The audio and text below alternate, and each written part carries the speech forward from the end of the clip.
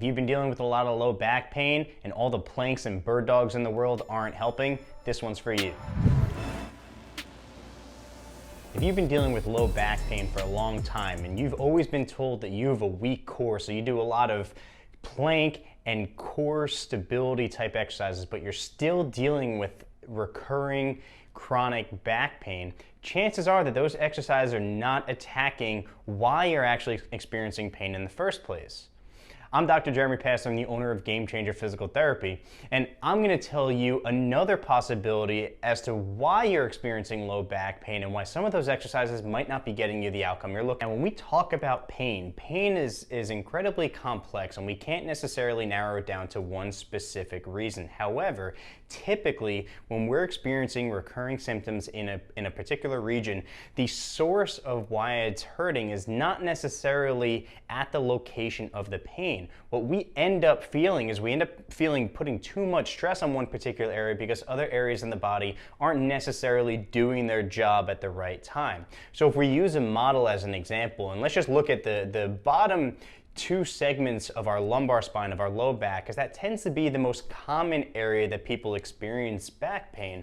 When we're looking at coordinated movement of our lower body, so we're looking at the hips, this being the right side, this being the left, and we look at things like walking, squatting, hinging, rotational movements, any movements that we tend to do on a daily basis to differing degrees depending on our activity. There's a lot of, and I'm going to exaggerate the amount of movement just as a visual, but there's a lot of coordinated movement that occurs between our sacrum, a lumbar spine, the bones of our hips, the hip joint itself. There's a lot of movement.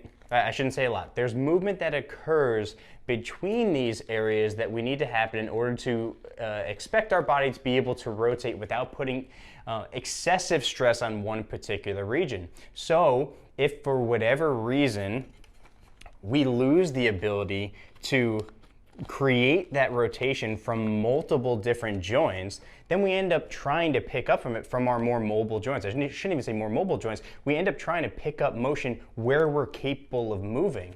So if we look, if we need to be able to rotate and get our spine to move from one direction to the other as we're doing a movement like walking, you can even see the legs moving, but we're unable to coordinate this motion, there's a couple things that could occur, but namely specific to low back pain, we could be asking this low back to try and create some of that rotation.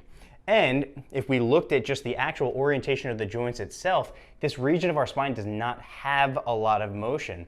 So if we end up asking it to do a lot more than it's conditioned to do, it's not uncommon for us to experience overuse type pain or injuries over time, and sometimes it could be worse and lead to wear and tear, and then you get things like disc herniations and to much worse degrees fractures, but it's not super common unless you're doing high repetition activity. So when we're talking about trying to treat everything as if it's just core weakness, I think that a lot of people can back into the right answer and they could just work on bracing and preventing motion from this entire region, which tends to get people to feel better for a short period of time.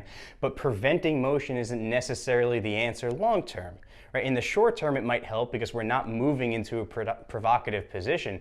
But long term, we want to retrain the body how to be able to coordinate the movements that we're not necessarily able to do naturally or reflexively. So looking only at the spine and looking only at our abdominal region, what we want to call the core, isn't necessarily the whole answer. And we need to be able to look at regions elsewhere in the body to say, where are our limitations? What do we need to be able to identify how to free up some of that motion? And how could we retrain the body how to get back this coordinated motion so we're not asking the low back, the lumbar spine to just take the brunt of all that force. So if you've been doing endless planks and bird dogs and just not seeing the results that you're looking for, chances are you're missing a bigger picture as to the other variables that you could be trying to address in order to take some of that stress off the low back.